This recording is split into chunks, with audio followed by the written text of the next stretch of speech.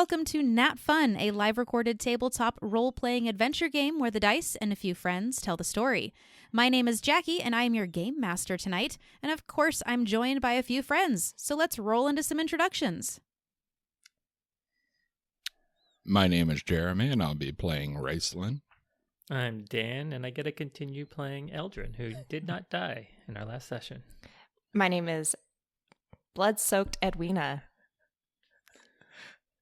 And I'm Aaron.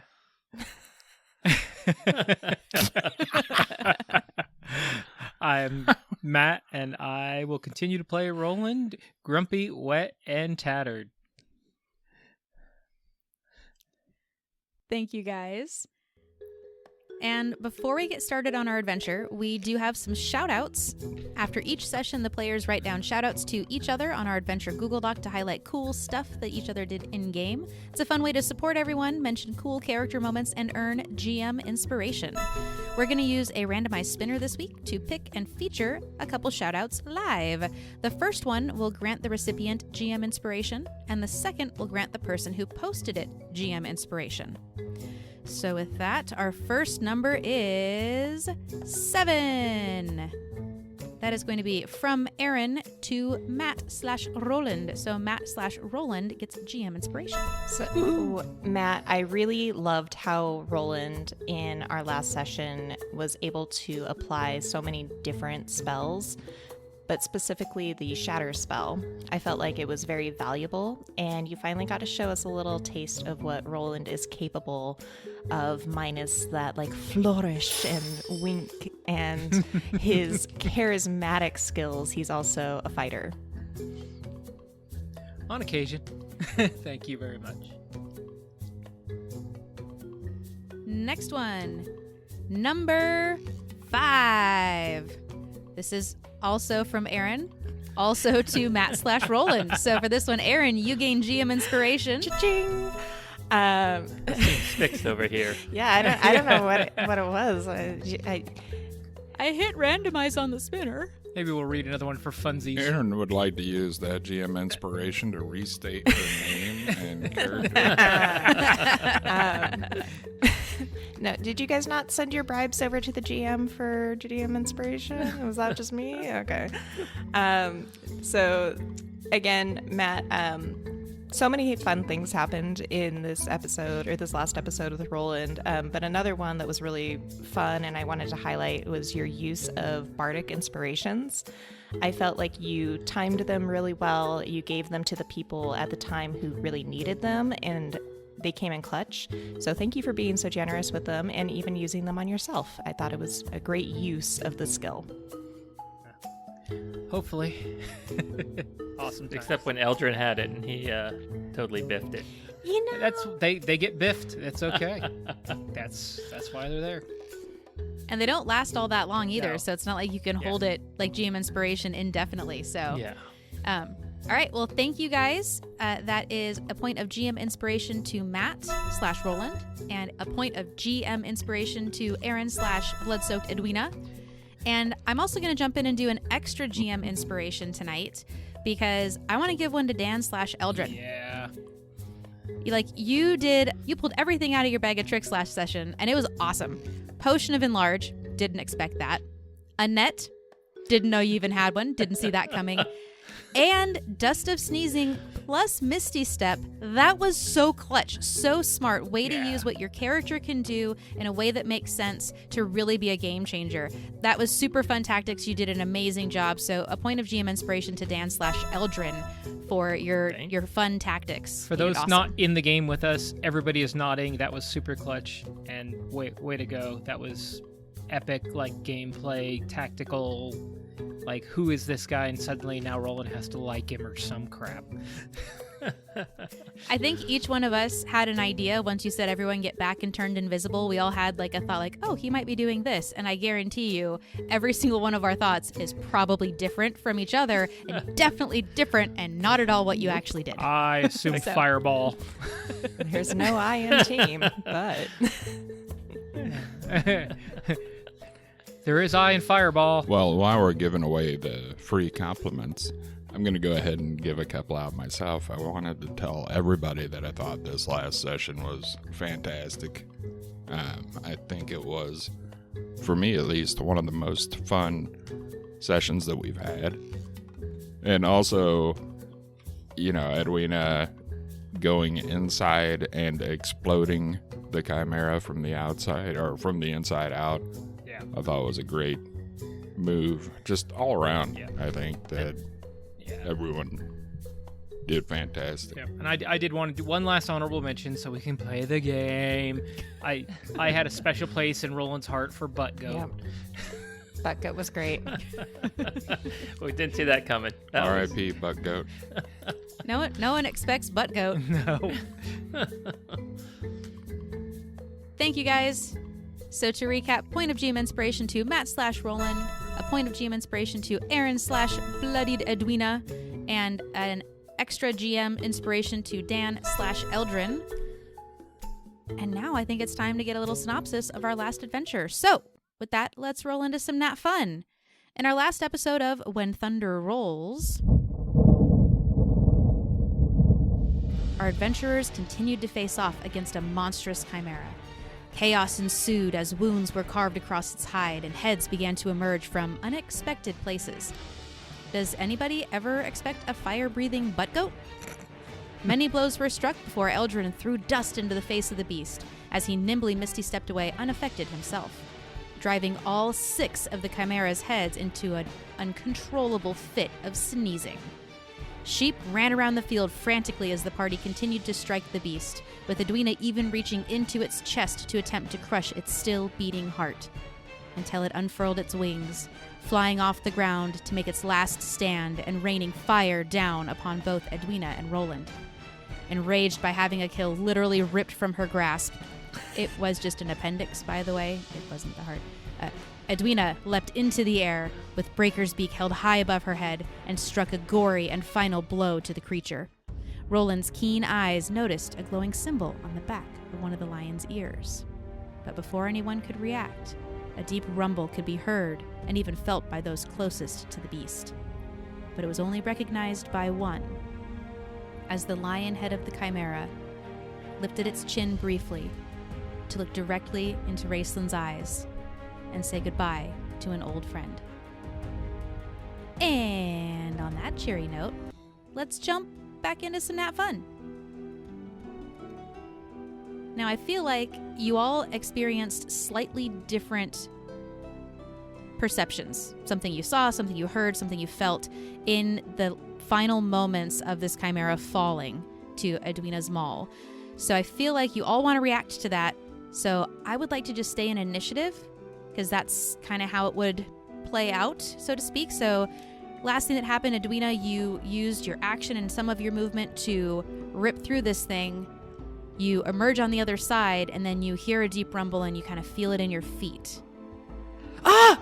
It's still alive! It's still alive! And she turns around and she raises Breaker's beak as if she's going to do her second attack. Pauses for a second, recognizes it's likely not moving, and that will end her turn.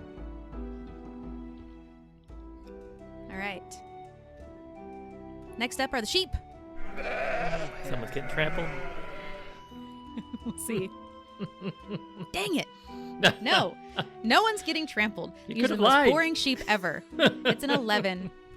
Rolled an 11. Sheep have not realized that this thing is down. There's still chaos. There's stuff. They're looking at Steve, the open entrail covered sheep laying on the ground. And they take off at their full pace to the 11 o'clock direction. And now we're to Eldrin. You heard this rumbling sound, but you didn't feel anything or see anything specific at this point. Yeah, having learned from the interaction with the trolls, Eldrin's going to go ahead and take another, 15-foot step back from this creature and try to not be hit by anything else that may happen from it. And just keep his eyes on it and, end his turn as well. All right, to Roland. Roland's gonna call out, I think it's down, but it's glowing. It shouldn't rumble and glow when it's down. Rayson, what do we do? And he'll hold. Okay. And we are on to Raceland. Yeah, I'm not sure what to do with this thing. So, I'm a little concerned that this thing is not done yet. So, Kodo and Raceland are gonna kind of swing over to the side a little bit and suggest that Edwina make sure it's dead. Poke it. Can I have you roll a history check for me, Raceland? Mm-hmm.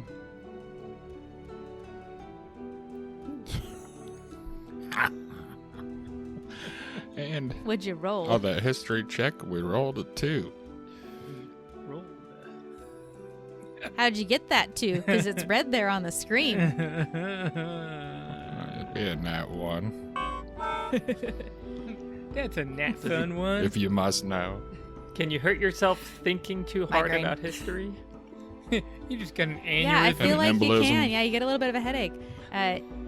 You felt this connection when it looked at you. Why did it choose to look at you specifically? You weren't the closest. You weren't even the closest line of sight. You weren't the thing that last hit it. It doesn't make any sense. And why does that sound so familiar? Does that end your turn, Raceland? I don't know why that sounds so familiar. Yeah. But I know why it was looking at me, because I'm dead sexy. Yes, that will end my turn. All right, so at this point, I'm good if you guys want to jump into free role play. I just wanted to kind of like play out that split-second reaction play-by-play. Yeah. So to you guys, do you want to stay in initiative, or would you like to step out of initiative? That's good. We could out, and Roland's gonna look at Edwina in the mess that she's in and say, Edwina, hang on, I got an idea. Step back, and we can do this without getting worse off if you're up for it. She still has Breaker's beak raised up over her shoulder like she's going to bring it down, and she's just got one eye on the chimera. She's kind of looking at it and side-eyeing Roland, and she's like, is your idea complicated? No. It's kind of like a magic trick. It'll make you laugh. And Roland's going to cast Mage Hand as a cantrip. And he's just going to smack it on the bottom, right in your goat head, and see what happens. How hard do you smack that goat Well, head? according to butt? Mage Hand, about 10 pounds worth in D&D 10 pounds mechanic. You hear a loud slap, and you watch as the head was kind of resting, fell on the rump when it fell, and it just falls off and rolls onto the ground. Goat's horns hit the ground, and then the tongue rolls out. Think we're okay. Roland, I don't understand the magic trick. Is it complicated? I'm gonna hit it. Nope. No more hitting. You're messy enough. We're messy enough. I tapped it with the hand, and it didn't eat us. I think we're okay. And then Roland walks closer up to it and sits down on it. He's just gonna calm her down. He wants to calm everybody down, and he's gonna, worst case, he can always run really fast, but he's just gonna take his old friend Butt Goat and sit next to it and hope for the best here. He's also very intrigued about what he saw with the magic, and he wants to get a better look at it up close. He's really confused because when you kill things, they generally don't make the ground shake and they don't glow.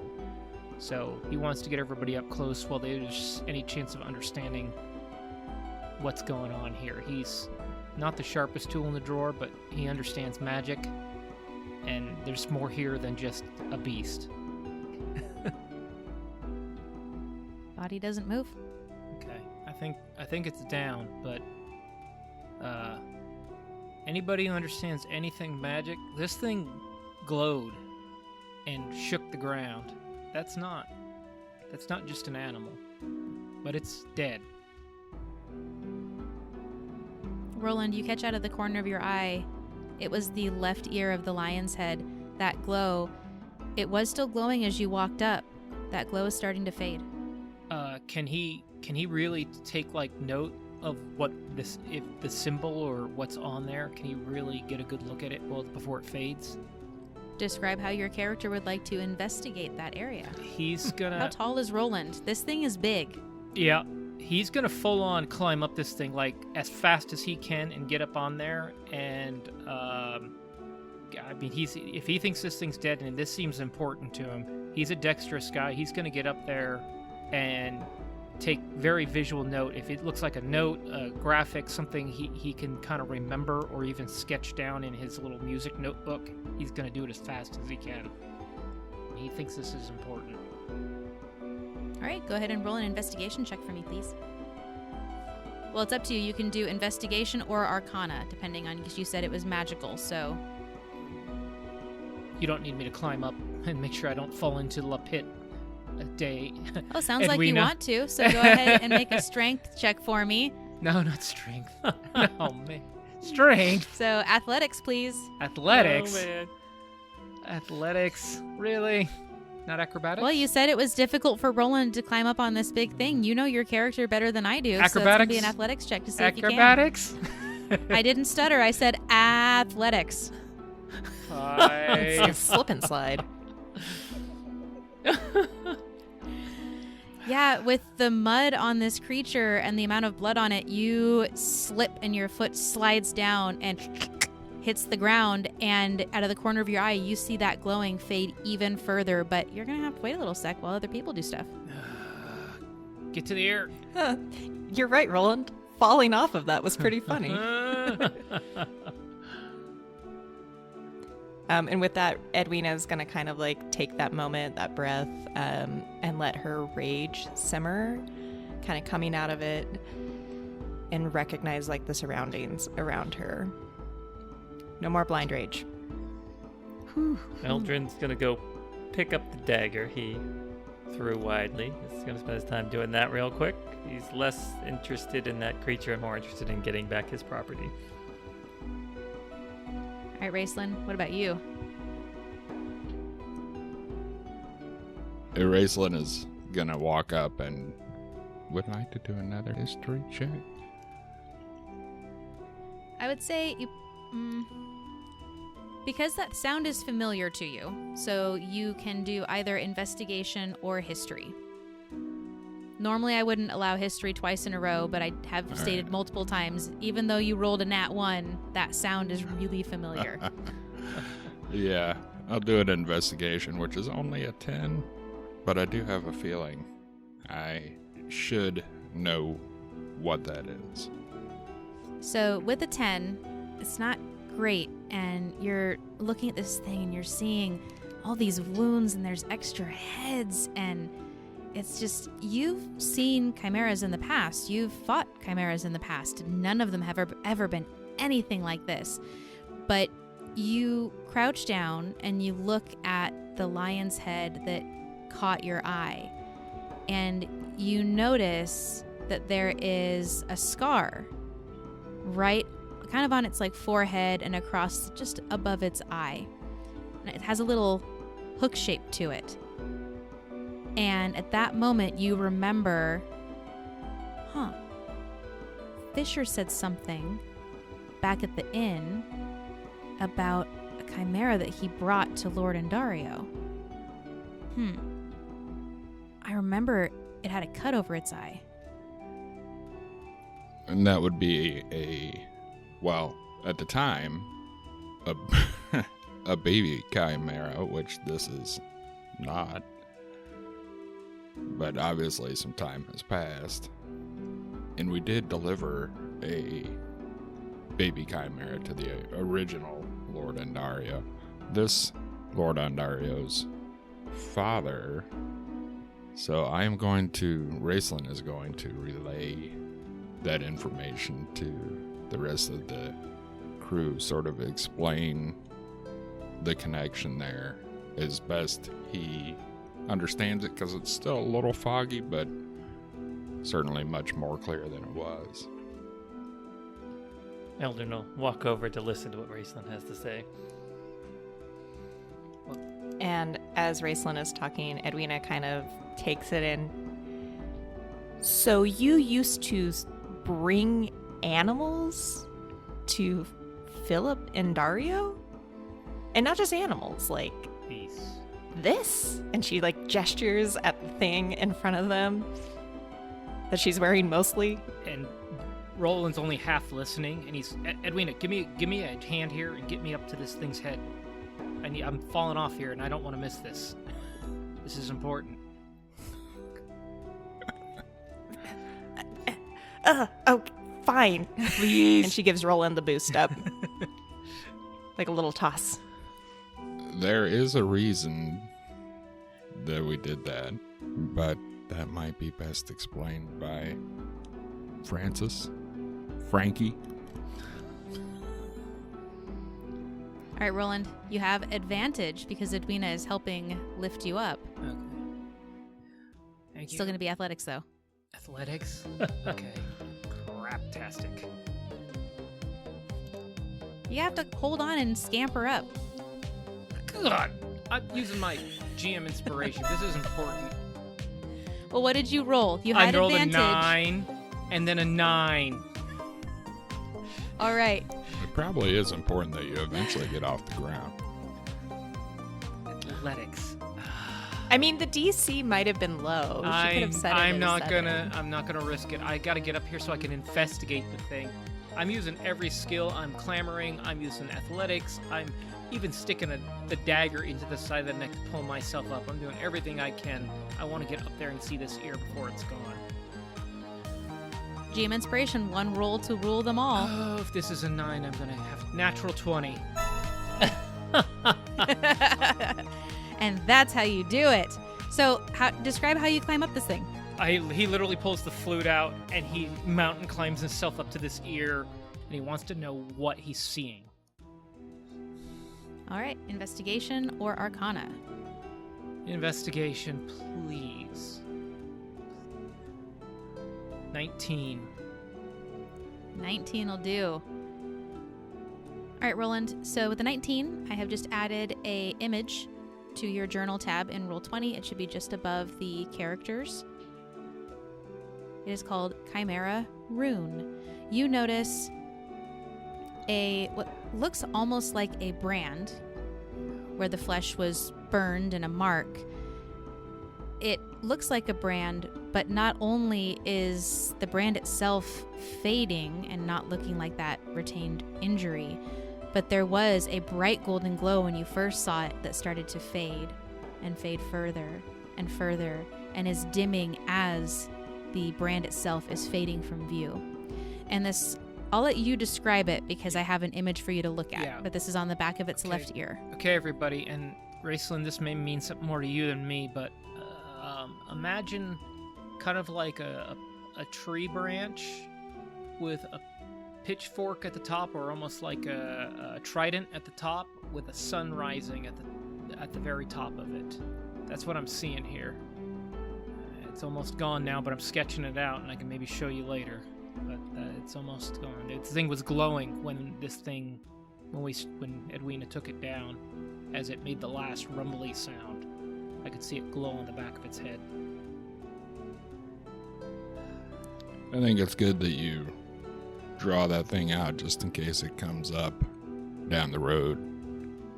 You never know when something like that might be good information to have. Okay. If it's not ringing any bell yet, it's something for us to be aware. Is that ringing any bell for anybody else here who's seen stuff in this town? And it's fading. Roland, I'm not really interested in an art lesson right now. I'd really just like a shower. There's a puddle over there. I'll get the unseen servant to help you out if you want. She flips him the bird. Wow, that sounds really dirty. It does. Almost as dirty as Edwina. I'll let my unseen Hey. servant help you out. No. Everybody's got a nickname. Bring out the gimp. Hey. And clean my boots. as you look back from talking to Edwina, it is gone. It has faded entirely. Well, And it just looks like a fully intact and slightly bloodied lion's ear. Hope you got that down, buddy.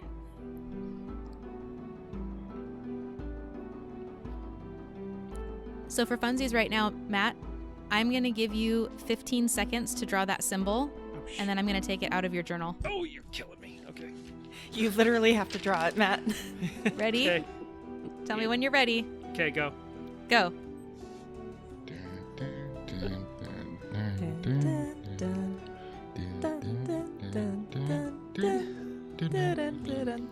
5, 4, 3, 2, 1. 4. That's about right. Done. Close it. Close it. Stop Okay. cheating. I'm Stop not cheating. I'm Close it. He's abusing the system. I closed it. Yeah. I feel like there's a sense of realism now that Yeah. if you were drawing it very quickly to reference later on. All right. I think there were 5 of them. I like it. That was awesome. Worst team building ever. Hate your face. Yeah. Ah. Not what I Hi, pictured. Sauron. I would have said eyelashes at the top, but that's just me. It looks a little more eyelashy for me because I was drawing it fast, but it looked more like a sunrise in the thing. Panic draw. Maybe it's Maybelline. But you look back at the ear, and that glowing brand, rune, whatever it was, is completely gone. You just have that quickly drawn note at your disposal. What are you guys doing now? Let's cut a dragon head off this thing and get the hell out of here. We need a rest, and Edwina definitely needs a shower. And Come on now. Unseen servant can't jump in here and help with that. he can lift 3 I'm- pounds. I'm concerned. This is a lot that I'm taking in right now.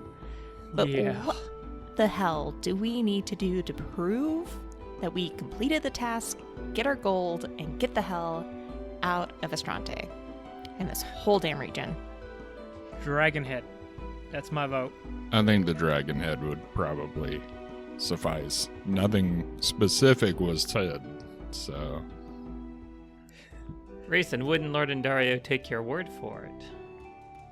I would think so, but since Roland seems so hell-bent on taking this dragon head with him, I think we should let him have a shot, especially since him getting up off of the ground was so entertaining. it was that. All right, 1 dragon head coming up. And Yeah, and when Okay. you get to hit it again. You get to hit it again, and then I promise, you know what? Next time I get to learn a spell, just for you, Edwina, I'm going to learn Prestidigitation, and I will be able to clean you up. I haven't known that spell since I was a teenager, so I will have to learn it again for you, and I don't know it anymore. That sounds lovely. And meanwhile, she's sheathing Breaker's beak into 1 belt loop and removing her great axe from her pack. Oh, All God. right, stand back. And Roland is running off the backside and just hoping for the best as he jumps off the back of the thing. 1 decapitated dragon coming up. And she swings it down. Go make an attack roll for me. Uh-oh. It's a much lower AC. Because it did. That is going to be an 11. It works. Woo, 1 hit. Well, your damage. Excellent. That is going to be Now. a 13. All right. It takes 1 more swing, but with 2 swings, you are able to dragon's head off. How big is this dragon's head? And who's carrying it? Sounds like you just volunteered, and she tosses it over to you. Yeah, for an hour you can carry it, and then she can carry it the rest of the way. How's that sound? You got another 45 minutes. Eldred steps aside and lets it pass by him. Hey, you're giant right now, buddy. Remember? Oh, that's a good point. I mean, Come on, live the does anyone dream. have a- Although he is notoriously not a team player. Mr. runs away from every fight. Hey, He really stepped it up this time around. That's true. That's true. He really stepped it up. He sneezed it up this time. Eldrin says, fine, I'll carry it. But first, I'd like to just get a little meat off one of these sheep. Maybe I'll make a meal on the way home. That'll be something worth eating that isn't stale bread. Well, I have a feling the farmers might hook us up before we start, just carving up their... No, there's a dead one on the ground there. He's not one to walk away from a free meal, so... That's fair enough. Honestly, the only reason we stopped last time, or on the way in for the farmers, was because of the weather. So I think at this point we could probably head straight back to town. We might want to let, what was, Farmer John's name there? It was, not Vincent. Martin. Martin. Yeah. Martin, I think you're right. Hey, Edwina. That's right, Martin. We should probably tell Martin. You know who would be fun to talk to, though, is Stanner. Fun is a relative term. Stanner needs to get his eyes checked, because this is not a good description. Well, it spit fire, not acid. It had something glowing, but not its eyes. Well, it did have multiple heads, Yeah. fur, scales. Yeah? It was taking livestock, and it did spit Shit. Well, it's something. it got fire on us, but maybe it had a chance if it would have gotten acid, and that would have been unpleasant. So maybe we're all right. Maybe we got lucky. Did you find acid while you were in there rummaging around for organs?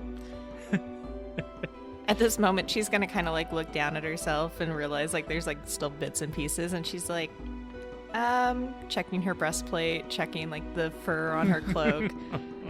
Doesn't look like any acid. At least you didn't grab a hold of an acid sack or something when you reached inside there. Is it still raining, by the way, or has it stopped raining? It's kind of more, I would call it misting, Drizzling. like that very light sprinkle that's in between raindrops and just really heavy fog. There is still some wind. It's a southern direction wind, so it almost feels like rain because it's like hitting your face, but it's not raindrops falling at this point. Eldrin, can you give me a survival check, please? Sure. And Eldrin rolls a nat 20.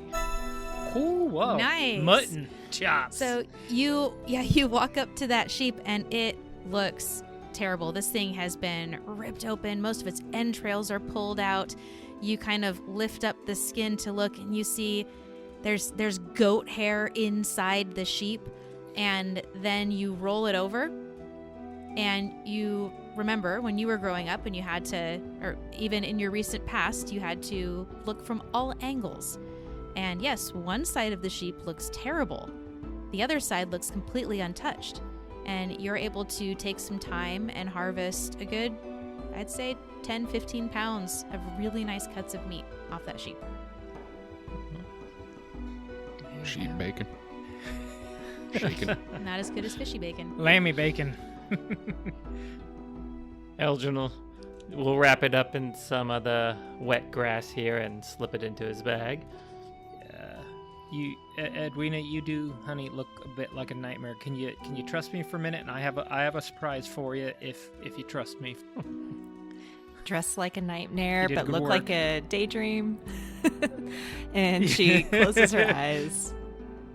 Okay, let's jostle you over to a cleaner puddle over here, and he actually goes over and finds a relatively clean piece of that sheep hide and takes that off, and he does cast Unseen Servant ritually, and he gets the Unseen Servant to perform a task of just kind of hosing her down by a puddle and scrubbing her down without getting them even grimier, and gets about maybe... So quick question. Yeah. If you're casting it ritually, doesn't that mean it takes 10 minutes to ritually cast? So are you guys all hanging out here for 20 to 30 minutes? Or is your plan to just hack some pieces of meat and walk back? I just want to throw that out there. I was gonna say, maybe, well, ritual casting is cool, but... I'll just cast the spell. We're pretty wrecked, and I've got the slot. I can do it unless, Butcher Eldrin was gonna be over there for a few minutes. Let me check my slots real Nice. quick. You guys are chatting a while. I got what I needed. I go pick up this dragon head you threw at me. I've got a slot. I'll just burn it. And I have to know, what's the name of your unseen There you go. servant? Well, since I'm casting it, actually, I'm gonna say. 2 seconds here. I have to do it the proper way now. How do you spell that? Ow! The pronunciation is more. That's actually. Oh.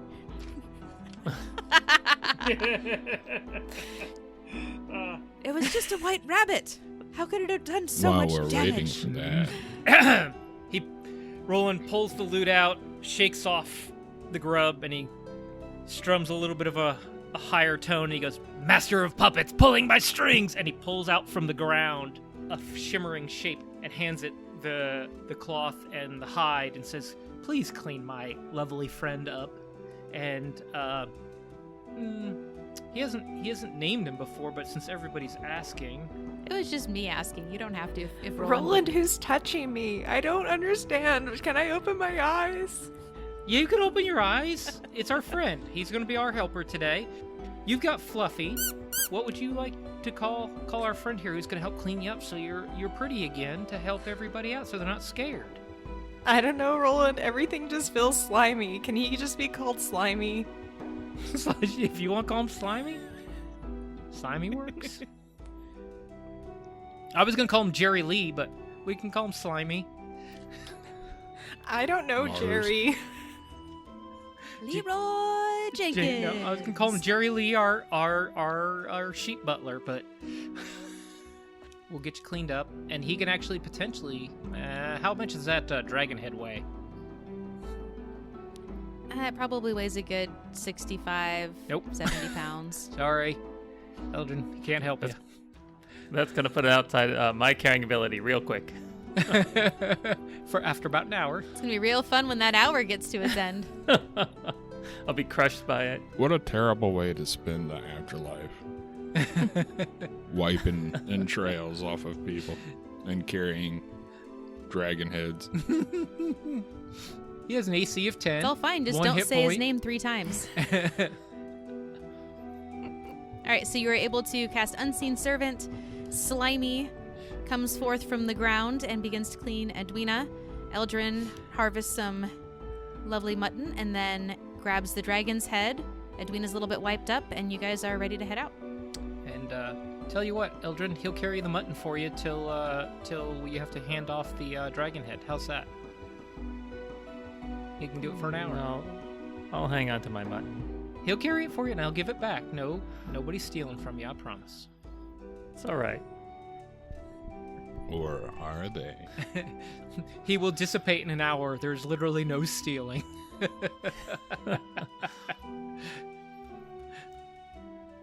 What time is it? GM still? Oh, it's got to be midday or so. Mid to late right? day. It took us half a day to get here. Yeah, it's about midday because you guys had left Elkshire. Took a few hours to get here. You talked to Martin briefly. Didn't take long to get to the field, especially once you ran into Stanner and you guys picked up your pace. Thanks, Edwina. And the entire battle was just, the span of a minute. Sounds like you guys talked a little bit and maybe spent a good 15 to 20 minutes around the carcass before you started walking back. So, midday, just after lunch. You guys want to try to head back to Elkshire and see if we can make it that far before needing to set up? They'll probably be happy to hear we eradicated this creature. Get a warm place to stay, and I think we should at least tell Martin before we leave Yeah. Kinesburn. Yeah. They're gonna want to make sure the dogs don't eat all that and come back and get sick, and let them know the sheep are safe and the kids are safe, and then we'll get out of here. Wait, Maybe Roland, maybe should we just turn around yeah. and burn it? We could light a fire. I would love to light a fire right now. Oh, Lord. You know what? You earned it. How about you light a fire, you meet us back at the house. Yay! And she kind of like turns around and runs back to the carcass. and we'll go tell Martin because I don't want to have a 45-minute conversation with this man. And she has no magical means to do so, so it's gonna take a hot second with everything just being wet. Everything is very wet right now. A hot second. Before she lights the fire, she like sticks her finger in the wound and like wipes the blood under her eyes, and she's like, couldn't get it all. Slimy. If you just hear a little from this windy, unseen servant. Poor slimy Jerry Lee. So it is pretty damp, and there's not a lot of dry stuff around, so you're going to be there for a hot minute, Edwina. But everyone else trudges through the mud and the muck to make it back to Martin's house-barn combo.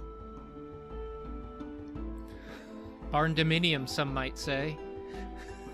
Some might say. Eldrin's gonna walk through the front door and just plop that dragon head right in the middle of the table. How much bigger are you? Like, is this? Oh, that's like, true. I am Sully from Monsters double Inc., size, where so- you have to open it and like crouch down and. I would. I'd be around 11 feet tall if I've doubled in height. Dragon head and double in height. You're gonna kill this poor man. Fee, fi, fo, fum, here comes Eldrin. Nice. All right. Knocks a You big know what? hole right in the roof. Sorry. I think Raceland might just need to go knock on the door because this disaster zone just needs to stay outside. I mean, Roland is singed, burned, and bitten. Eldrin is 11 feet tall, carrying a dragon head. And he's got a shimmering dude with a bag of meat next to him. It should be just an average Tuesday for Martin. Good Lord. Just another average Tuesday. Oh, I whoa. wish it were Monday. Just another Monster Monday. If we see Stanner, I'm just going to look at him and go, don't go back to the field, man. If I see Stanner, I'm gonna shoot him with my bow. All right, so what are you guys doing? You make it back to the house. Eldrin goes towards the door and realizes, oh, wait. I can't fit through this door. This ain't gonna work. Yeah, so Raceland's gonna knock on the door and I guess see if anyone answers. You knock on the door and you hear a very sharp bark from a herding dog. Ruff, ruff, ruff, ruff, like right behind the door. Then you hear someone call out, get down. Go get back in the barn. You're not doing nothing. Arr. What are you here for? Is this Martin I'm talking to? Yeah? What you here for? Raceland is confused because it almost seems like Martin doesn't recognize him whatsoever. So he's gonna say, hey, look, we took care of your sheep problem and you shouldn't see any more loss of sheep to the creature that was stalking your fields. We just wanted to swing by on our way back to town and let you know that you should be safe. Ah. And he kind of turns back towards the back of his place. You hear that, boy? They took care of it. You didn't need to go there and get yourself killed. Ha! Told you. And the dog kind of comes back around the corner and looks through the doorway and sees Kodo. Bom, bom, bom, bom. It sounded more like sultry music. Like, Yeah, does Kodo give it like Give a dog a lovey puppy bone. dog eyes? What is? You how just does hear Kodo the react to beginning that notes stuff? of Marvin Gaye's Let's Get It On. how you doing tonight? You want to make some puppies? Hey, baby. And you watch as the border collie's ears raise straight up, and then it goes, "Ay!" and its tail gets tucked between its legs, and it boom, books it back. Kodo's gonna look dejected and walk away. Poor guy. Every time. To be fair, Kodo did snarl and snap at the dog when you arrived not that long ago. You know, everybody needs a Fickle dog. after fight relaxation, and for Kodo, that might just be a little Right. rump in the barn.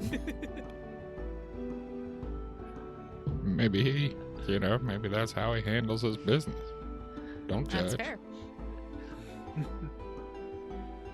Anyway, God forbid Eldrin tries. there goes that G rating. They're going to rendezvous in the back. Rendezvous.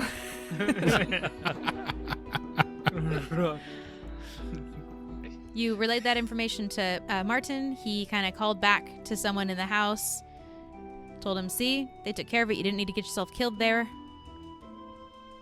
Is Stanner in there? You hear, who's asking? You know who's asking. You saw us in the field. I was trying to run back, but rolled my ankle. You're fine. It's all better. Take care of your sheep. Stop telling tall tales. You'll go see the ash pile tomorrow. What? You want to see the head tonight? Come out. And you hear a barrel get knocked over and a chair fall, and then you hear step thump, step thump, step thump. And he kind of hobbles out, and you can see his foot is all wrapped up, and he's not bearing weight on it at all. And he makes it to the door. Eldrin, give him a smile. Weren't you shorter when I saw you? I get that a lot. You want to touch the dragon? Nickel. Jesus Christ, what is going on? You guys are so terrible. We're on a roll tonight. All right, everybody, put Resist. on your adult hats. You like gladiator movies, Danny? Oh my gosh, it really was a dragon head? Amongst many others. Yeah, some type of chimera. Wow. One of the heads. For proof, it is dead. Okay, Martin. You were right. I don't think I would have beaten it. One day, kid, keep it up. Start small. All right. Do we see Edwina on the horizon yet, or smoke, fire engines, something?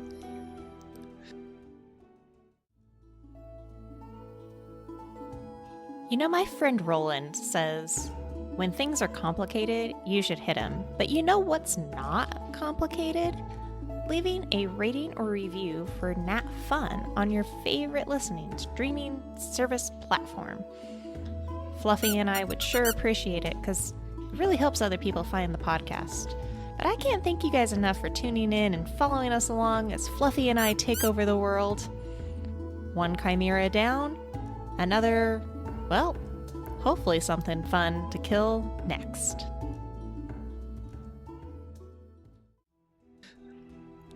Aaron, with your knowledge of Edwina, how long would it take her to light a fire in damp conditions with no dry tinder around? I mean, she's used, well, she doesn't know this because her memory only goes back about 3 weeks, but muscle memory knows that this isn't something she's unfamiliar with, having probably grown up in some sort of tribal community and having to survive off the land. So it might take a couple of minutes to get some hay that the sheep may have been eating, kind of like take off the damp layer off the top, scooch it around the body, and, you know, using a rock against her great axe to get that spark. Maybe about 5-10 minutes to get a light going, stoking it, kind of blowing on it, nursing that flame, really trying to build up something great. But once she sees it's kind of going, catching onto the fur, that's when she would start to head back. But before she does, she goes to Butt Dragon's head, and she wants to carefully remove one scale. All right. I would say that one scale doesn't even need a check. There's an ample amount there. Do you have any small tools, or are you using your great axe to do it? She's going to be using a combination of her fingers and her great axe and kind of just trying to like lift it up ever so gently and kind of like wiggle it out. Sounds good. You are able to do so. Yay. And then as she's leaving the field, she does go and pick up her 2 thrown javelins that didn't quite make it. Heard. They are recovered. Just for reference, I'm not so impressed with Edwina's ability to commit arson as Aaron's ability and knowledge of how to commit arson. There are some secrets friends don't even tell friends. Why do you think I want a house with so much property, Matt? She wants to be further away. And made out of brick.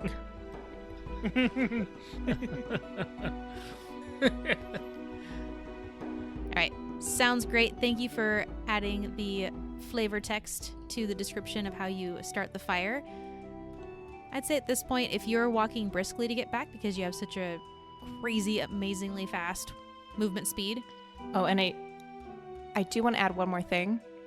Because she's super cool, she doesn't even look back to see if the fire is going, smoking. Straight ahead, back towards Martin's farm. A gratuitous explosion in the background. I was going to say, you just hear this boom, boom, boom. Ash begins to fall, and you don't know why, but you just keep on walking. Just kidding. Add the fermenting belly explosion. You're able to make it back to the house just as the group is kind of wrapping up their conversation at the door. It's done. All right. Let's see if we can make it back to the village. Yeah, with all that said and done and people touching dragon heads and whatnot, I think we should start heading back to Estrante to see if we can get paid. I think we're going to have to stop in Little Village again. But maybe we'll keep the dragon head covered up. You know who would really like that is Zircon's kids. We should show them tonight. Nope. We're going to keep that under a cloth. No. And we're not going to tell them. His mom said being scared was good for him. No. I think let's not scare the kiddos with real dragon heads. Fine. I'm gonna give him a sword and let him whack at it a couple times. Oh, that would be good practice. I like her idea. You guys had a lot. Oh, boy. Maybe we should track down Ted while we're at it and show him what he missed out on. I'll whack at you guys. Good lord. All right, let's get on the road before Eldrin gets shrink-you-dink again. Edwina has to carry this thing the whole way. I like that Roland is the one who really wanted this head. But Edwina had to remove it. Eldrin had to carry it. And then it's going to fall to Edwina. You're gonna have about like 10 minutes before I shrink, so. Yeah, I know. I know this. And Edwina knows she's going to have to carry it. But I don't trust Lord Pompadour there to not give us the shaft. I just don't. I know you know him better than we do, but I think he'll tell us it was a grizzly bear and we didn't do it and blah, blah, blah, blah. So here's a dragon head. It's really hard to fake a dragon head, but it's really easy to fake a grizzly bear. I mean, we saw those other adventurers trying to do it. Yep. That's my thought process. And oh, Edwina, actually, I meant to tell you, you put up with, getting a little sponge bath there. I have something for you. And Roland pulls the Estrante coin that he had pocketed way back at the beginning out of his pocket and said, "Remember the coin you wanted to keep? I got one for you." Roland, you shouldn't have. And she takes it gingerly from your I really fingers. shouldn't have, but I did. And she holds it up to her eye and kind of stares at it, puts it in her mouth, bites on it a little bit. It's just like the one I had, and she puts it in her pocket next to the green dragon chimera scale. There you go. Thank you. Good deeds don't go unpunished, so there you go. Fluffy now has a frisbee. It's perfect. this much conversation. At this point, Eldrin, you're getting real close to that transformation moment. And how often have you used this potion in the past? Do you know that this is coming, or are you all of a sudden going to be a little bit surprised by how heavy that dragon's head has become? That label, the label said will last 1 to 4 hours. And that's all I know. I've never experienced this. I'm not, adept to that level of spell or that type of spell, so I don't really know what to expect on this. All right, so you're walking along the road, and they're gabbing behind you and doing whatever they do, and all of a sudden you go to take a step, and you feel like you're falling for a second, and you look down, and oh no, your foot is normal sized. Uh-oh. And kind of one limb at a time, you shrink back to your normal size. Oh no! Yeah.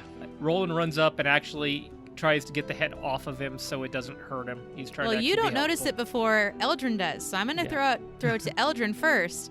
What do you do as you see, oh gosh, that's a small foot. Wait, that's my foot.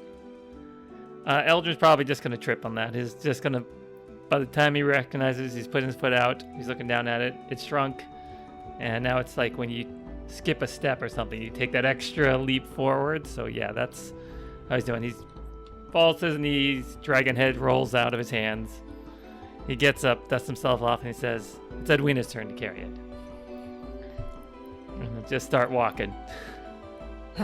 Yes, I'm the biggest of the group. And she kind of like stands a little taller again, and she takes the dragon head from you and puts her backpack on the ground, opens up the flap, kind of shoves the dragon head into it, flips the flap closed. You can still kind of just see a little bit of green scale because she's got so much, junk in there for adventuring.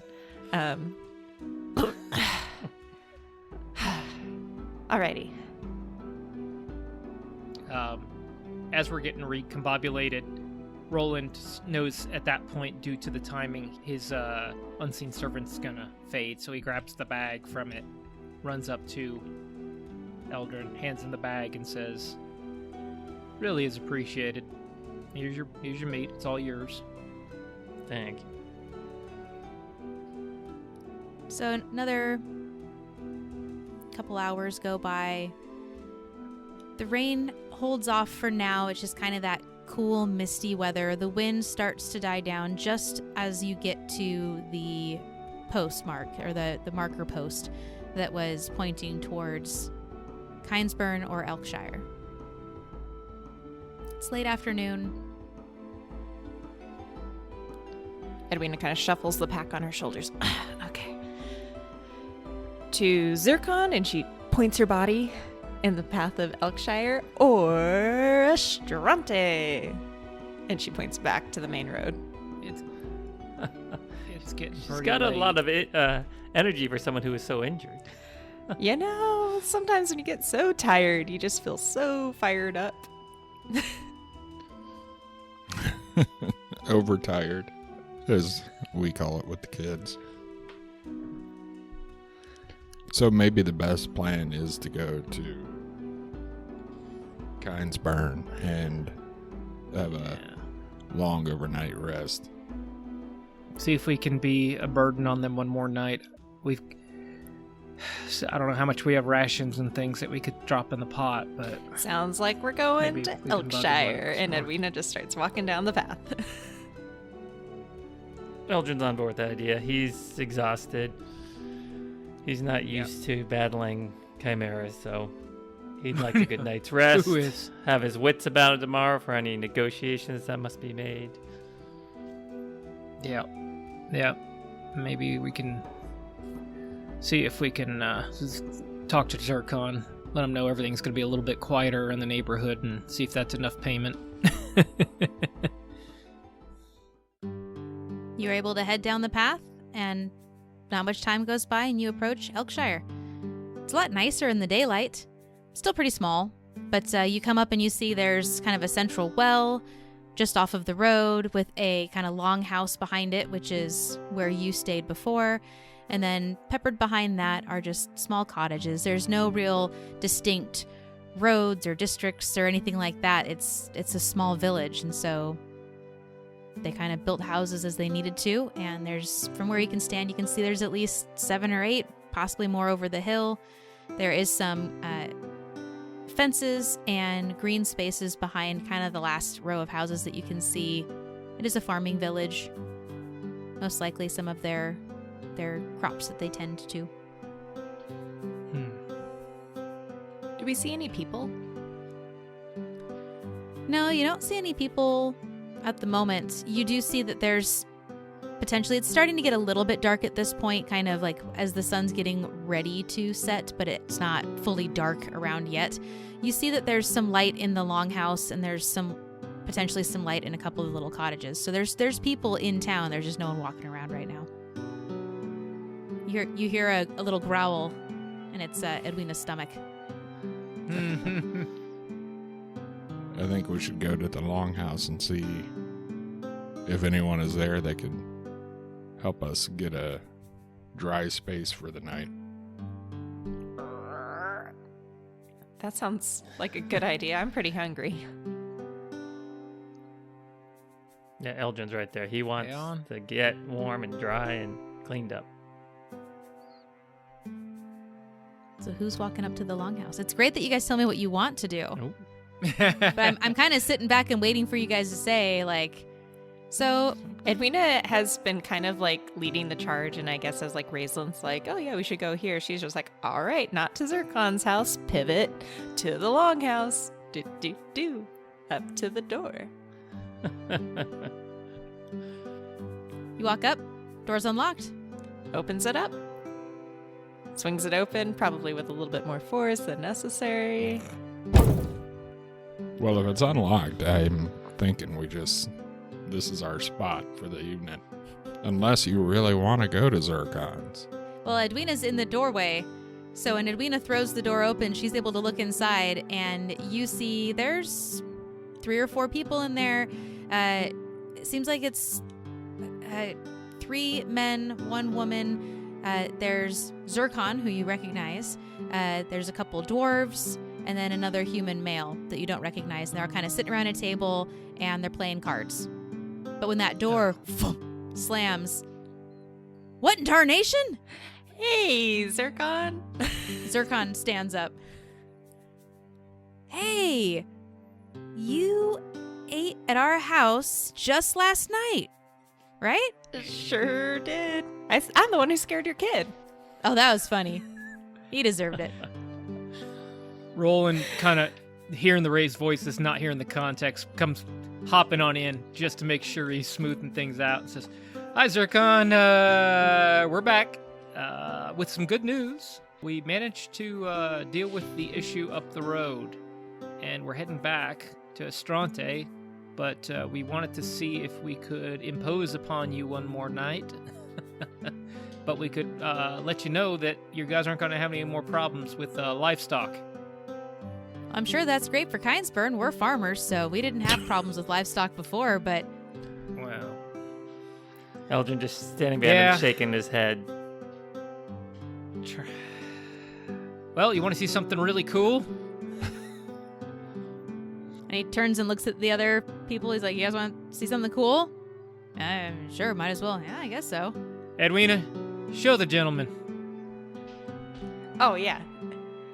She, like, ruffles the backpack around. All right. I killed this.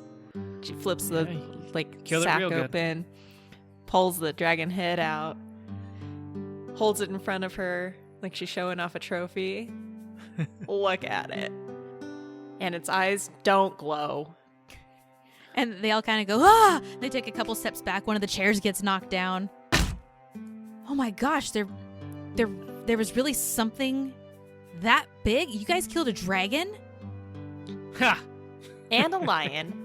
And a goat. All attached at the middle. And you hear someone laugh, oh, did they come out of a wardrobe?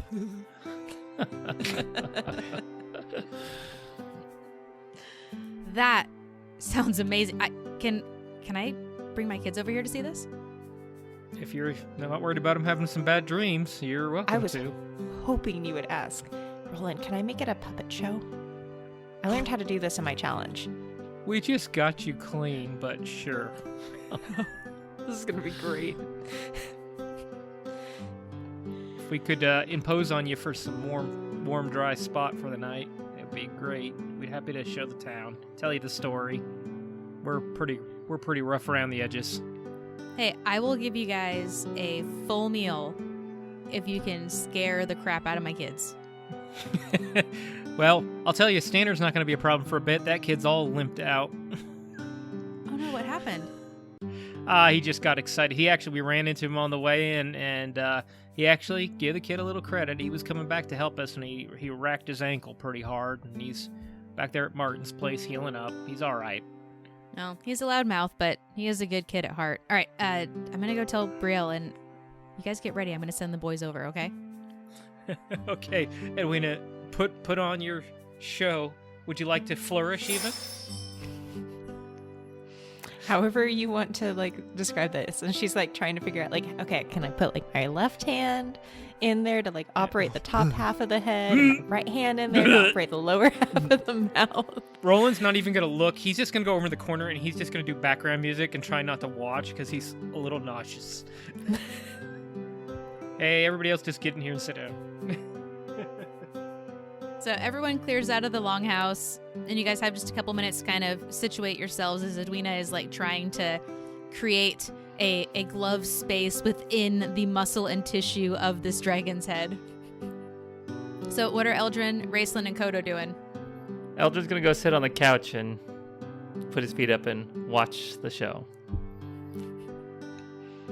Raceland is going to do the same, and Kodo is going to curl up underneath his legs.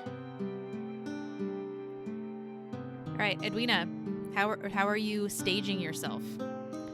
She's gonna go kind of like behind the door, so like when you open it, you're not gonna see her right away. But then she's like gonna try to like pop out and like do like a jump scare. Oh, God. Nice. What about you, Roland? Roland's going to be sitting up by the fire, by the hearth, with his loot out, but he's also going to have Mage Hand prep just in case Edwina has any foibles or fumbles to help her make sure it actually goes off without a hitch. And I have to ask Edwina, is this a dragon head show only, or is Fluffy involved? Dragon's head only. She's got both hands in there. She's got it's 65 pounds, so we gotta like. Good Lord. Roland is literally trying not to throw up what little is in his stomach. All right. A few minutes go by, and you hear the pitter-patter of enthusiastic little feet. Dad said there was something super cool. Yeah, just open the door. No, you open the door. No, you open it. No, you open it, man. He said just open the door and give them their food. Fine. And you see that doorknob twist a little bit, and the door starts to open, and the youngest boy leans his head in, and he has a jug in his hand. And the older boy kind of leans his head in over the younger one, and he's got a tray with some meat and cheese and bread. And they see Roland propped up over by the fireplace.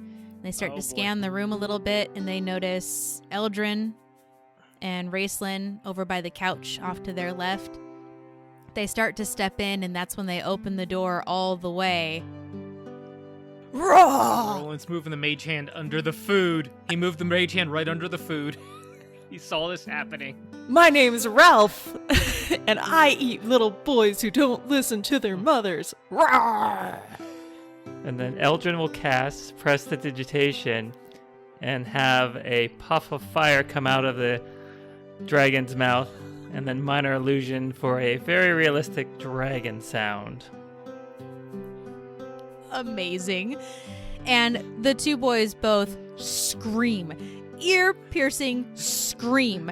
And the jug goes flying up in the air. The tray gets thrown to the ground. Mage Hand grabs the tray, but it was thrown with such force it kind of jostles back and forth, so you hear a knife and something else still falls off. The bread and some of the cheese is still on it. and the boys literally like a cartoon, like run into each other, and then push each other away, and then turn and look at Edwina, and they run out. Eldred's gonna clap and just say, "That was quite impressive, Edwina. Great job." She's gonna turn the dragon head towards Eldred, and she's gonna mime, "Thank you."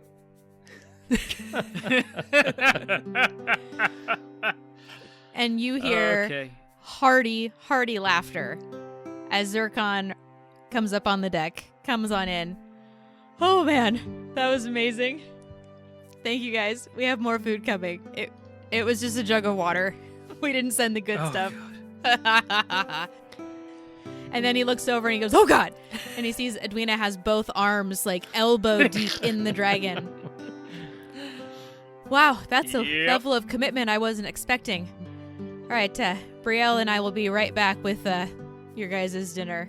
Hold on. Thank you for that. And he heads out, and as he gets to the doorway, he stops and pauses for a moment. He kind of lowers his head and he turns back. And he says, "I'm not sure who it was, but thank you for the gold coin. It'll really help our family when it comes to wintertime." Edwina kind of like looks around and she's like, "Oh, wasn't me." And he walks off. They come back a couple minutes later, he and his wife, and they have some ale for you. They've got some freshly cooked warm meat. They've got some baked potatoes. They've got bread. They've got butter. They've got a nice filling spread for you guys. Thank you so much. You're welcome to stay here for the night. You already know where everything is. And thank you so much for helping out Kindspurn. We do trade with them. A lot of the wool for the blankets is from them. Have a good night, and please keep the dragon here. The dragon head stays here. I had this whole like idea about like sneaking up to the boys' window in the middle of the night. No. I didn't run that idea by Brielle, and I just don't think we should continue that any more than we already did. I'm going to be paying for it for the next year, but it was worth it. It was worth it. Thank you. Is there a spot we could wash up beyond the well, or is there a good spot, a creek or something nearby? We're a little rough around the edges here.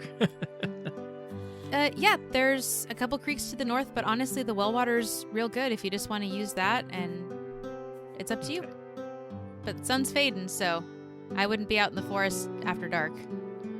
Eldred's gonna give him 5 pounds of the meat he has carved off the sheep and thank them for their hospitality. Oh, thank you. This will be delicious. Roland smiles. Pretty good. Pretty good. Would you guys like to roleplay anything else this evening? Or do you wish to just sleep and rest and relax? Clean up, wash up, get to bed. I think that sounds like a plan. Get back to Lord Pompous. Yeah, I mean, Eldon, he would like to take a look at the sketch or drawing that Roland did, before night, and he'll add it to his own sketchbook too. He wants to have that. Roland cleaned it up just a little bit, but let's see. Is that coming in? Let me see. Should say that Matt is currently trying to show us on a camera, but The camera is struggling. I apologize. And Yeah, just send a picture later. you can send that to everyone later. You talk about it a little bit. Those that want to sketch it themselves are welcome to. You know what your character would or wouldn't do. And eventually the sun begins to set. You have a good meal. You have a good conversation about that battle. And you are all able to achieve a long rest. Oh, good lord. Let's see what that looks like now. For Edwina, that long rest is really like she didn't realize how hurt she was until they finally stopped moving for the day. And just feels as she's drifting off to sleep, all those aches and pains all over her body, the cuts and the burns. And when she wakes up, it's like there's still that like lingering feeling of hurt. But she feels like she can take on what's about to come next.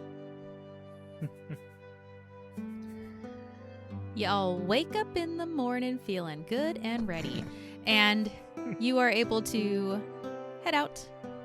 It is still just that dreary, foggy, bleh weather, I would describe it as. The wind has died down at this point. You guys gonna head back? Yeah. Yes. Let's get paid. Yeah. Estrante. You As quickly head as out. possible. It's early morning. You are able to make it to the kind of the crossroads. 20, 30 minutes, not even that long. Start walking down that kind of muddy, mucky road. It's not difficult terrain because it, again, is damp and cool out, but it hasn't been raining for about the last 24 hours. And you are kind of just moseying on. Do you guys want to talk about anything as you're walking, or are you guys all just being quiet? Because you are all still fairly unfamiliar with each other other than Edwina and Roland. So what would your characters do in this moment after having this battle, spending a couple days with these people? Would you chit-chat at all, or would you just be going to get the money? Eldrin will press Raceland a little more about this creature. So he's going to say to Raceland, you saw this as a young cub, or whatever the hell you would call it, years ago? Well, a friend of mine and I used to do some jobs for Lord Undario's dad, where we would go out and collect certain creatures. And I believe that this creature that we ran into back there was one of those that we delivered. But when we delivered it, it was a baby. So clearly it has grown up since then and developed a taste for sheep and possibly villagers. Why would the Lord want such a creature?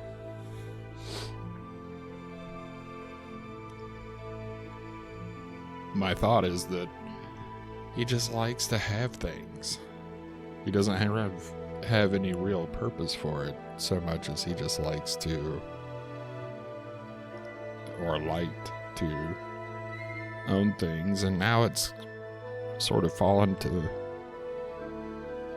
Francis, who doesn't know his head from a hole in the ground. So they have more than one of these or other such creatures? There are some other creatures for sure, but this is the only one that I've heard of getting out. Well, where's he keep them?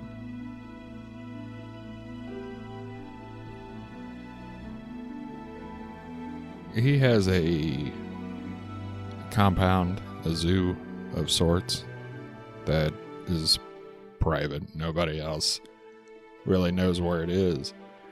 We would take these creatures, and like I said, they were generally babies. We would take them, and he would transport them from the palace where we dropped them off to wherever this compound is.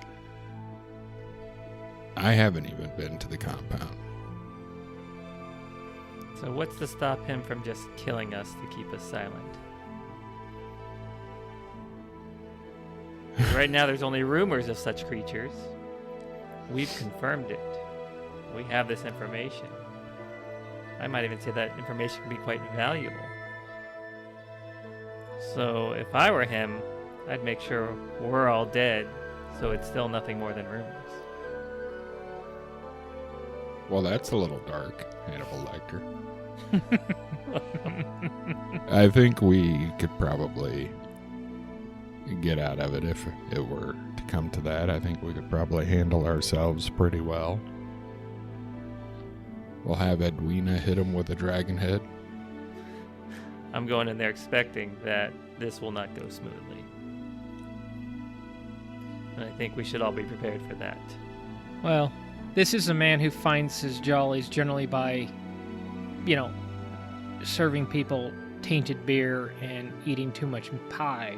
So, not that I disagree with you being not an honorable man, hence me bringing the dragon head. But, killing us all, I don't know. But I don't disagree with you completely, and we should be on our guard for sure. But we are not ill-equipped to handle the situation. Well, when I look at the challenges he put us through, none of them were actually skill challenges. If anything, they would pertain to the task at hand. So it's almost like he hand-selected people he might know who'd fail, because I know certainly I would not have been up to this task on my own. And maybe, if a few of us fell in the field, and then he could just finish off the others. I don't think he's expecting all of us to come back alive at this point. I thought I did my challenge pretty well. Sweetie, you did epic. As always. She beams at that. I think Fluffy helped too. He sure did. But just in case, what Eldrin's saying, if things get complicated, you know the rule. Hit it. Hit it real good.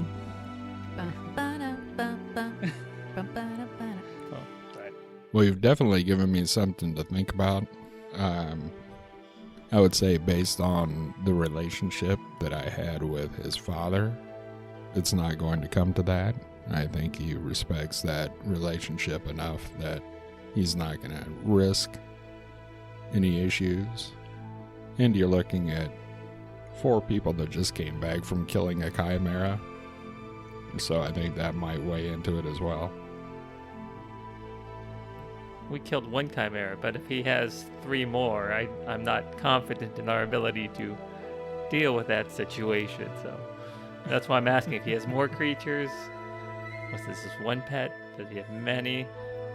This has got me thinking, since we left that field there with that corpse on the ground, of all these other possibilities that lay before us as we go to get this, payout here. That smoldering corpse on the ground. Well, no one witnessed it, so allegedly smoldered. Allegedly. I guess we'll have to see how it pans out. Yeah. On another note, something caught my attention, and I'm new to town, but Philip is the father, and did I hear correctly that Francis is now king of the show here, and Philip is gone? Is that why we were seeing such a well, what's the word I'm looking for? Debacle, maybe, is the cleanest word I can think of right now. Because I've heard this is a pretty nice place, and what I saw in that room was not. To my knowledge, Philip is gone and Francis is the one in charge now. And I think part of the reason we saw what we saw is that he's kind of new to his money and looking for ways to spend it.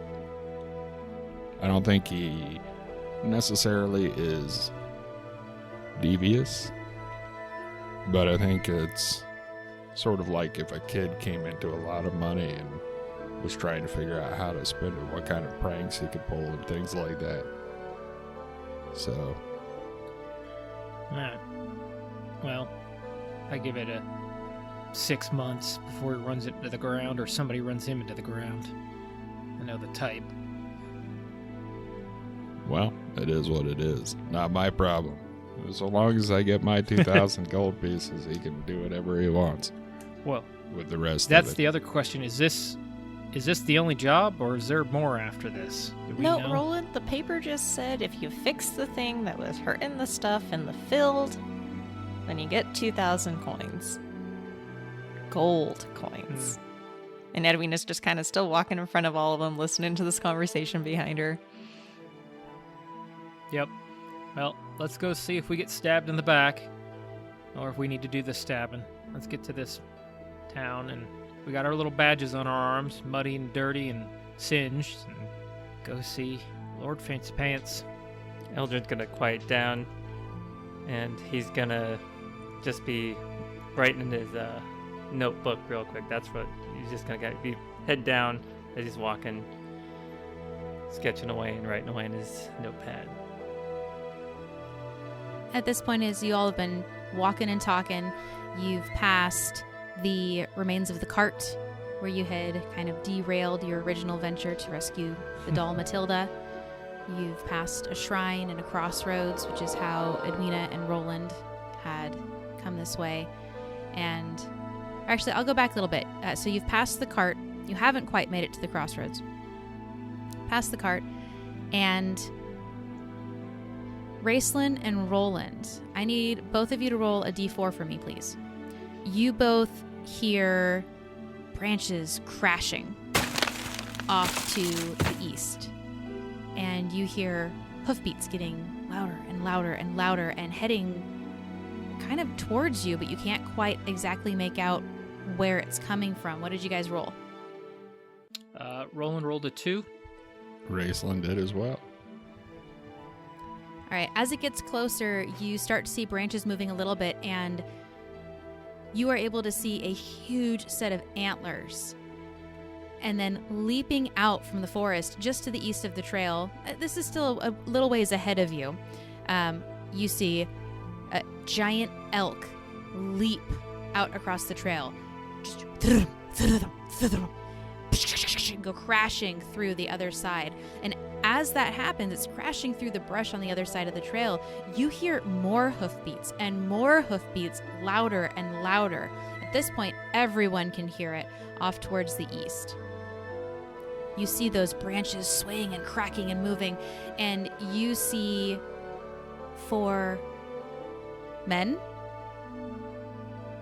and horses. And as they all burst through the branches and trees and leap onto the trail and run past, your brains connect the dots. Those are centaurs. Oh, smokes. Crash, thump, thump.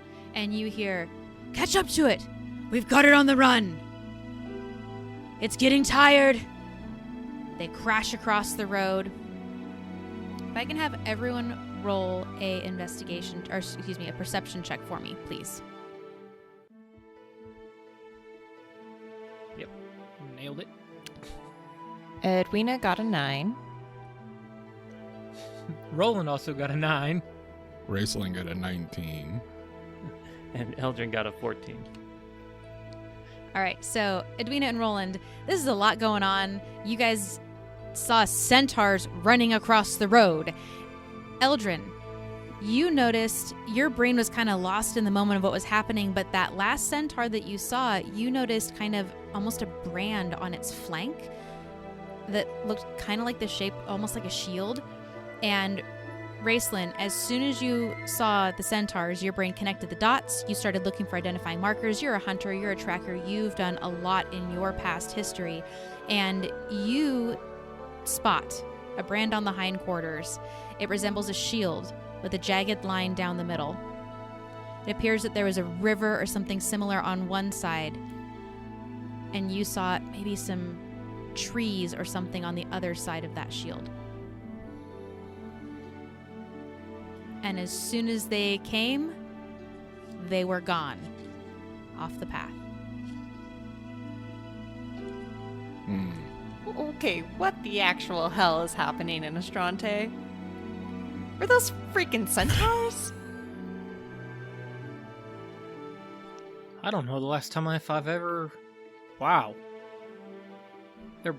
Wow. Well, magic be damned.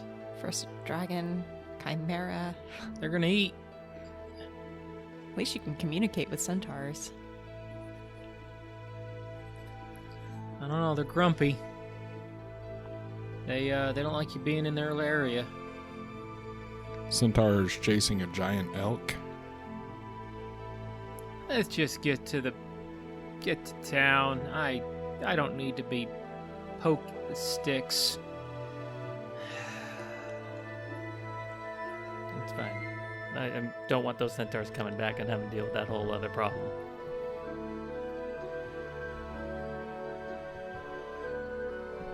All right. Well. Okay. I'm gonna keep moving down the trail. Good plan, Raceland. And Edwina's just gonna step right next to him. Yeah. They should have like a crossing sign or something there. That is crazy. You are able to continue down the trail. Occasionally you hear birds, you do hear some rustling here and there, but you do not see any more centaurs, you do not see any more elk. You make it to the shrine at the crossroads. You continue a little further, you make it to another shrine, and after a couple more hours have passed, you make it all the way back to the gates of Astrante. There's a couple guards there, but gates are wide open. Just march on past Armband, and these guys are no concern. I'm not even looking at them. Unless Raceland says otherwise. No, I agree. Let's walk on past with our badges displayed. Edwina kind of straightens up a little bit as she's walking through the gate. Like, yeah, I'm important now. Well, we gotta get up to the higher one, and then we'll have to show them our real badges. Get to that fancy pants gate. Maybe you can show them the dragon, see if they flinch. As you walk through the gate, the guards kind of look and you hear, "Oh, they're back! Oh, she has a dragon in her bag! I told you she was strong!" Is that a dragon in your bag, or are you just happy to see me? Little column A, little column B. Walk into the town, and there's quite a few people out because it's not raining. But just like the first time that you came through, you see those houses that are kind of reworked to have small businesses downstairs and their house upstairs. And you guys said you wanted to go straight to the Manor. Straight to the manor. manor. Okay. Yeah. Roland wants to shop and peruse Eldrin, later, let's but get paid he wants to first. get to the manor. Eldrin's gonna run briefly into a bar, one of the bars right off. Say, "I'll catch up 1 second." He just runs in, like 15 seconds. He runs back out, and he's tucking his journal back into his bag.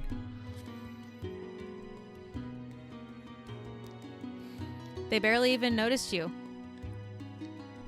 Roland is still trying to figure this guy out.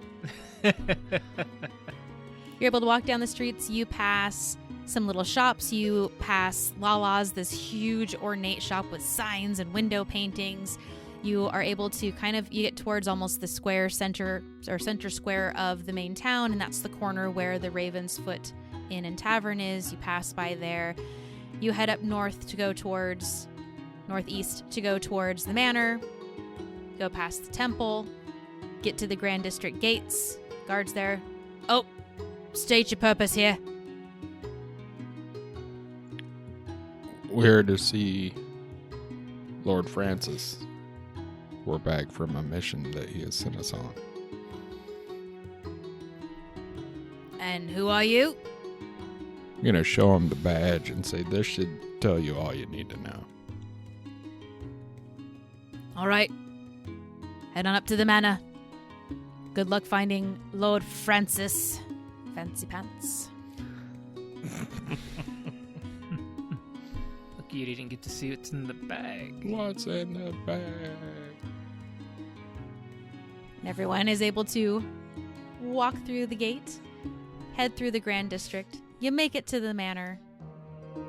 The guards see the armbands. They don't question you.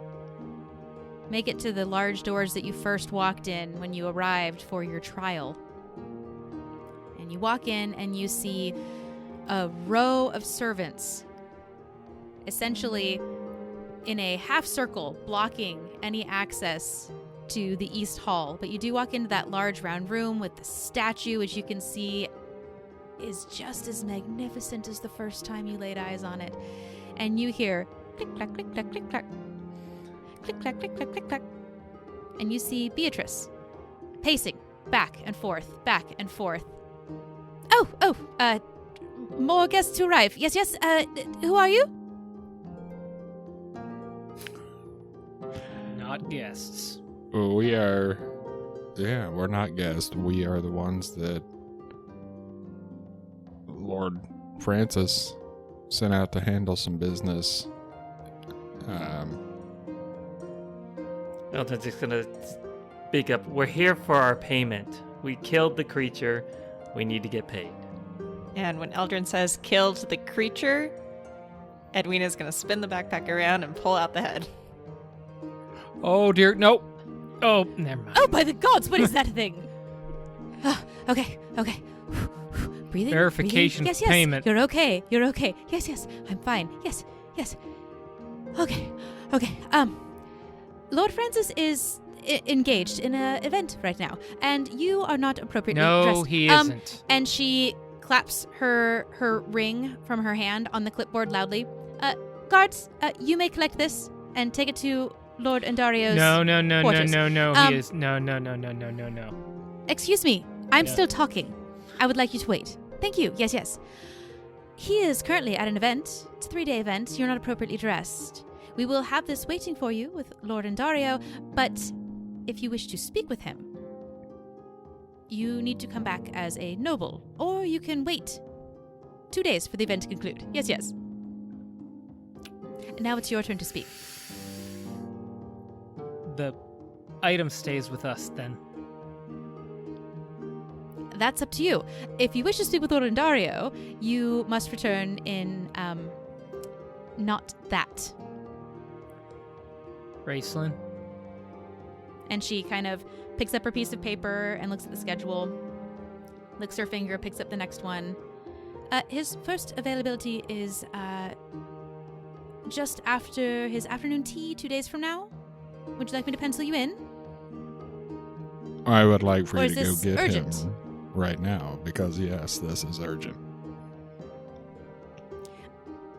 I think I spoke quite clearly, yes. If you wish to speak with Lord Endario, you're welcome to come back and return in appropriate attire. My job is to stay here at this post for 2 more days. I don't get to sleep. No. So apparently we have to go shopping. Let's put this on his tab. I'll go through a window. Edwina's like really confused because she's holding up this heavy dragon head. So, do I give this to you, or We're keeping that, We're sweetie, keeping because the if we don't keep evidence. that in our hands. You I hear don't want that doors disappearing. burst open in the West Hall, which is where you had all been waiting for your trials. And you watch as a group of heavily inebriated, extremely finely dressed nobles come out laughing and leaning on each other. Yeah, I'm just gonna go pee, and then we'll come back. Yeah, this is gonna be so good. This is almost as good as when we saw that Ted guy. And then one of them pukes in like the corner of, or the edge of the hallway. It's fine, we should go outside. There's more where that came from. And Beatrice points at one of the servants, and they like take a little hop and go over and right this way, sir, madam, yes, this way, and they escort them outside. So we have 2 options here, guys. We can go 2,000 and gold. get cleaned up and go shopping, or Edwina could get us into that room. Well, I'm gonna turn to you, Raceland, because will getting into that room cost us our 2,000 gold, or will a spectacle get us more gold? Because I can make a spectacle with her help. I honestly can't answer that question. Hell, it might get us killed, but it'd And you be hear a lot click, of clack, fun. click, clack, click, clack, click, clack. Beatrice walks over, and you hear her like arguing with the servant and pointing at where the person vomited and writing on her clipboard and then pointing at the doors and then pointing at you guys and then click, clack, click, clack, click, clack. Did you make a decision?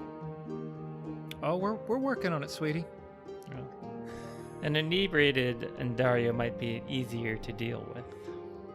If we return properly clothed, we... She lets out not just a laugh, but a full-strength guffaw. Yes. He is easier to deal with. Oh, you weren't talking to me.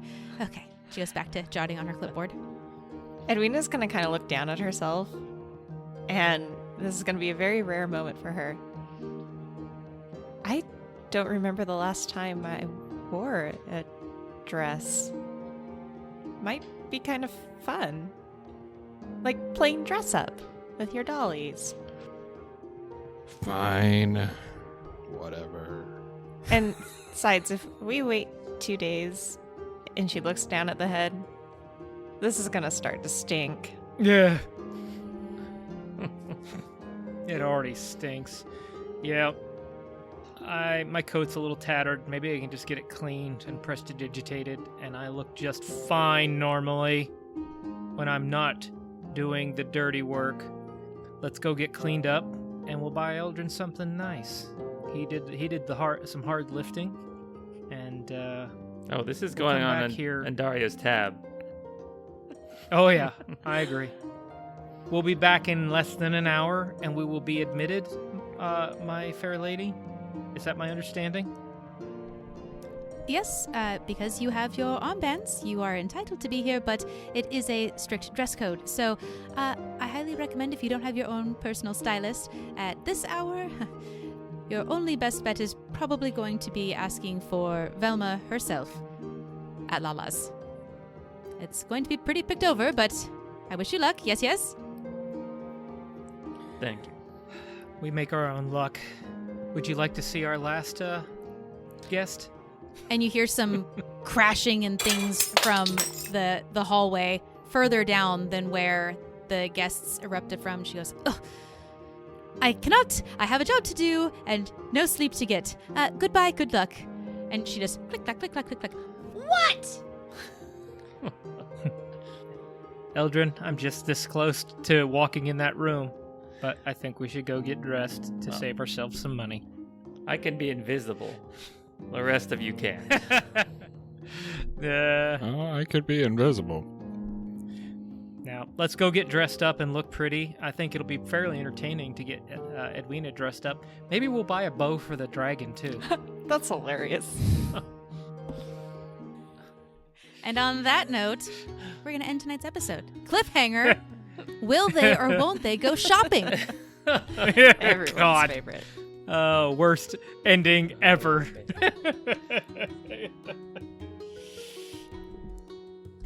Fair enough. Trying to think of how we're gonna shop next week. It's As quickly and cheaply as Looking for possible. the pinkest, fluffiest All I can ball s- gown. Someone's gonna be a Mhm. princess. And it's gonna be Eldrin.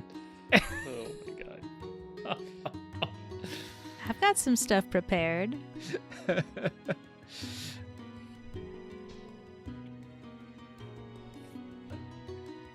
All right, thank you guys for listening and coming along with us. And hopefully you'll tune in next week to see what our shopping trip entails. And if you hate shopping, don't worry. I do too. It won't be the whole episode. And until next time, We hope you can find yourself a table. Or a computer. And some friends. So you can roll into your own NatFun. bye everybody. Bye-bye. Bye-bye now. Adios, suckers. Yeah. See you at La La Land or whatever we're doing next week. Get some. Tune in next week for our next episode of NatFun to see if the adventurers go shopping, bust down the door, throw caution to the wind. Either way, how are they possibly going to tell Lord and Dario about what happened at the farm in the middle of a grand ball? All that and more next week on NatFun. And if you're liking NatFun, could you please drop us a rating or review or even a comment on your favorite podcast listening network? Or tell a friend. And if you haven't checked out our Patreon yet, I highly recommend checking it out because we're getting near the end of the month, which means there's not much time left for you to sign up to get entered into our raffle to win a free copy of Prehistoric Portals. Paid subscribers will be entered into a monthly raffle, which we draw on the first day of the following month, to win a module or game system or more, so you can roll into your own NatFun at your own table or computers. So again, you have until the end of this month to sign up if you're interested. And if you liked any of the music in this episode, I want to give a shout out to Arcane Anthems as well as Ovani Sound, because they created all of the background music you heard in today's episode. If you've never been to Arcane Anthems Patreon, I highly recommend checking it out. There are well over 100 clips that you can download for free for your own tabletop lifestyle.